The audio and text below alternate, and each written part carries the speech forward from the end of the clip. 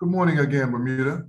Based on the latest Bermuda Weather Service update, I can confirm that Hurricane winds have abated.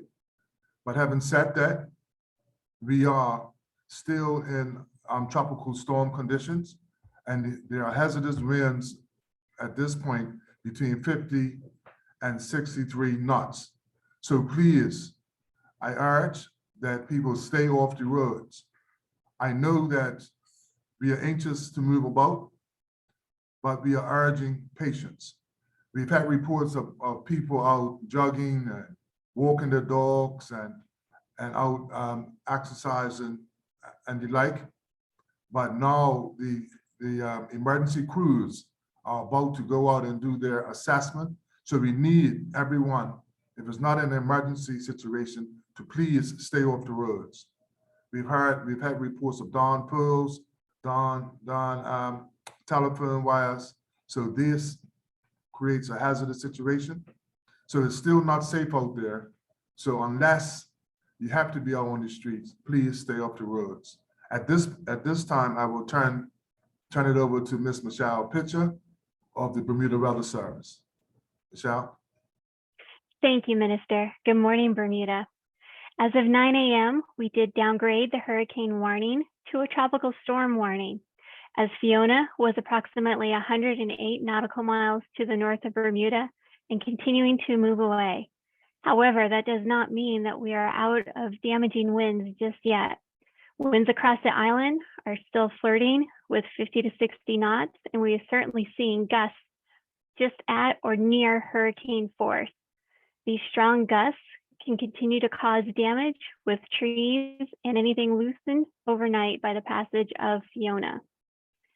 It looks like most of the rain bands have now passed, but again, we're still in very strong wind conditions with a very significant gusts flirting with hurricane force, these gusts.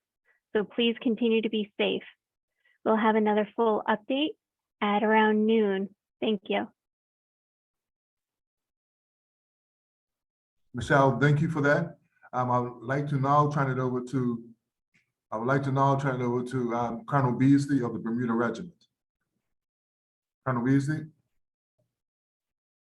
Thank you, Minister. The reconnaissance patrols have all reported back into camp about 45 minutes ago, and the immediate response teams are spread out across the island, clearing the different main thoroughfares. Most importantly, is towards the hospital and towards the other emergency service headquarters. Once there is at least one thoroughfare clear, they will then work on to making sure that secondary roads and 2 lanes are available going across the island. Obviously, there's one team that's been dedicated to St. George's and St. David's. They've been there overnight to be able to respond.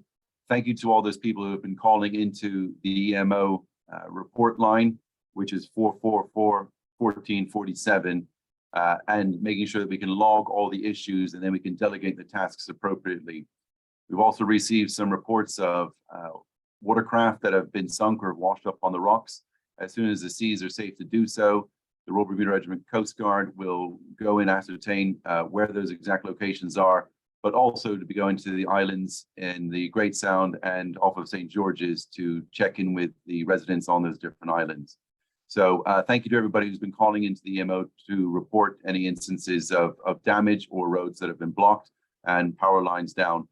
We just asked the public, as the minister was saying earlier, please be respectful out on the roads. The soldiers are working in quite hazardous conditions.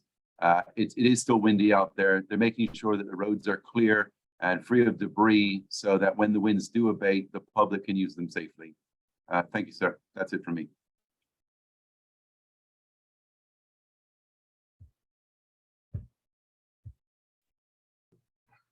Thank you, Colonel. I'd like to now turn it over to Mr. Steve Cosham of the Durham team. Mr. Cosham. Thank you, Minister. So this is live at the Emergency Measures Organisation Operations Room. We have the Durham team here along with the Bermuda Regiment. We have Public Works, Parks Department. We have the Health Department. We have police and we have fire. And we're coordinating all the road clearing measures, as the Colonel said, to get one route open for the ambulance to respond from end to end to the island if it's needed. So we do have a number of people on the road. We have responders clearing the road. And if you see other people on the road, there should only be the responders either reporting for duty or going home. Some have been on duty for 12 or like me for 24 hours. They need to get home. And we will give the public the all clear when they can get out on the emergency broadcast facility, 100.1 FM. Please stay off the road until then. So getting onto some of the blockages that's on social media, thank you for your posts. We've been monitoring them and logging them and responding to them. Balco have cleared up the one on York Street, St. George's, so people can now get in and out of St. George's. Suffering Lane is still blocked. Cobbs Hill Road is still blocked. King Street in town is blocked with a tree. That's a minor one because you can get around that. Store Hill, Langton Hill, both blocked. Botanic Hall Gardens, South Road, that's been cleared up. It's a dumpster in the road by Collectors Hill, that's been moved out of the way. So we are logging these and moving and making good progress. And I'm hoping by about 1 p.m, we should be in an ideal state to know where we are on the island for blockages and what the main problems are. Thank you.